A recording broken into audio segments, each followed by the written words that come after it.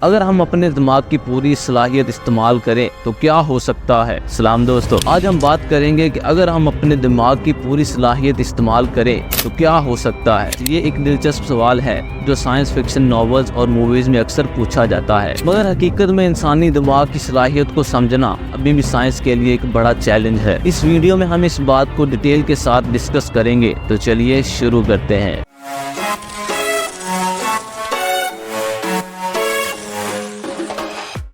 सबसे पहले बात करते हैं दिमाग का इस्तेमाल। Common misconceptions. आमतौर पर यह कहा जाता है कि हम सिर्फ अपने दिमाग का 10% हिस्सा इस्तेमाल करते हैं। ये बात साइंस फिक्शन दुनिया में मशहूर है, लेकिन हकीकत में ये सिर्फ एक मैथ है। न्यूरो साइंटिस्ट के मुताबिक हम अपने दिमाग का लगभग हर हिस्सा किसी न किसी काम के लिए इस्तेमाल करते हैं। MRI स्कैन के मुताबिक इस छोटी सी एक्टिविटी से भी दिमाग का कोई न कोई हिस्सा सरगर्म जरूर होता है। सीखने और याद रखने की सलाहियत। अगर हम अपने दिमाग की मुकम्मल सलाहियत को इस्तेमाल करना शुरू कर दें तो सबसे ज्यादा फायदा शायद लर्निंग और मेमोरी में देखा जा सकता है। रिसर्च बताती है कि न्यूरोप्लास्टिसिटी की वजह से न्यू इन्फॉर्मेशन को सीखना और याद रखने की सलाहियत वक्त के साथ बेहतर हो सकती है। इसका मतलब है कि जितना ज्यादा हम सीखते हैं उतना ही हमारा दिमाग इसको अडॉप्ट करने की सलाहियत रखता है। बेहतर कॉग्निटिव एबिलिटीज। तस्वर करें हम अपनी कॉग्निटिव स्किल्स को बेहतर बना सकें, जैसा कि प्रॉब्लम सॉल्विंग, डिसीजन मेकिंग और क्रिटिकल थिंकिंग। स्टडी से पता चलता है कि complex problem solving task perform करने से हमारे दिमाग के स्ट्रक्चरल और फंक्शनल एस्पेक्ट्स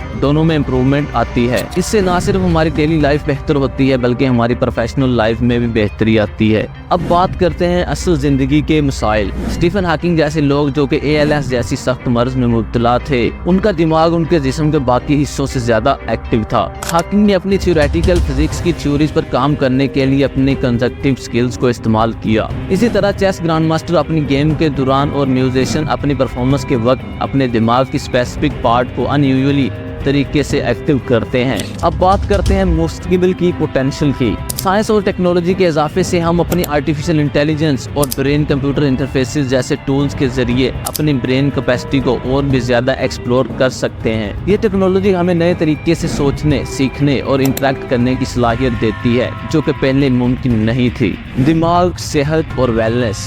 अगर हम अपने दिमाग की मुकम्मल सलाहियत को इस्तेमाल करते हैं तो ये हमारी मेंटल हेल्थ को बेहतर बनाने में मददगार साबित हो सकता है। मसलन मेडिटेशन और माइंडफुलनेस प्रैक्टिस से हमारे दिमाग के सर्टेन एरियाज जो स्ट्रेस रिस्पॉन्स को कंट्रोल करते हैं उन्हें मजबूत किया जा सकता है। ये प्रैक्टिस हमारी एंजाइटी को कम करने, मूड को बेहतर बनाने और ओवर मेंटल रिसाइलेंस को बढ़ाने में मदद देती है। ज़हनी सलाहियतों का मुस्बत असर। अगर हम अपने दिमाग की फुल कैपेसिटी को इस्तेमाल करते हैं तो हमारी ज़हनी सलाहियत का मुस्बत असर हमारी जिंदगी के हर पहलू पर पड़ सकता है, जैसा कि लीडरशिप क्वालिटीज और सोशल इंटरेक्शंस। लीडर जो कि क्रिटिकल थिंकिंग और इमोशनल इंटेलिजेंस को डेवलप करते हैं वो अपने टीम्स को ज्यादा इफेक्टिवली मैनेज कर सकते हैं। अब बात करते हैं क्रिएटिव थिंकिंग और इनोवेशन की। क्रिएटिव थिंकिंग और इनोवेशन भी हमारे दिमाग की फुल कैपेसिटी का नतीजा है।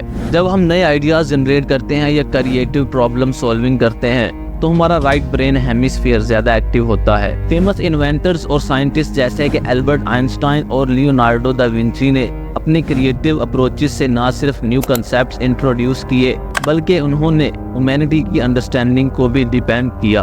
दिमाग की सलाहियत और मल्टीटास्किंग की जरूरत होती है, मगर इसका कभी न कभी असर प्रोडक्टिविटी पर उल्टा पड़ सकता है। अगर हम अपनी कॉग्निटिव को कंट्रोल करते हैं तो हम अपने टास्क को ज्यादा इफेक्टिवली मैनेज कर सकते हैं। ये एबिलिटी हमारे दिमाग की प्री फ्रंटल कॉर्टेक्स से जुड़ी हुई है जो कि कम्प्लेक्स बिहेवियर्स और डिसीजन मेकिंग प्रोसेस को रेगुलेट करती है। इफेक्टिव मल्टीटास्किंग से हमारी डेली प्रोडक्टिविटी में नोटिसेबल इंप्रूवमेंट्स आती हैं। अब बात करते हैं लॉन्गेविटी और कॉग्निटिव मेंटेनेंस की। आखिर में अगर हम अपने दिमाग की फुल कैपेसिटी को इस्तेमाल करते हैं तो ये हमारी उम्र के साथ कॉग्निटिव डिक्लाइन को भी स्लो डाउन कर सकता है। एक्टिविटीज जैसे पजल सॉल्विंग, रीडिंग और लॉन्ग लाइफ लर्निंग से हम अपने ब्रेन को एक्टिव और एंगेज रखते हैं जो कई अल्जाइमर जैसी डिजीजेस को रोकने में हेल्पफुल साबित होता है।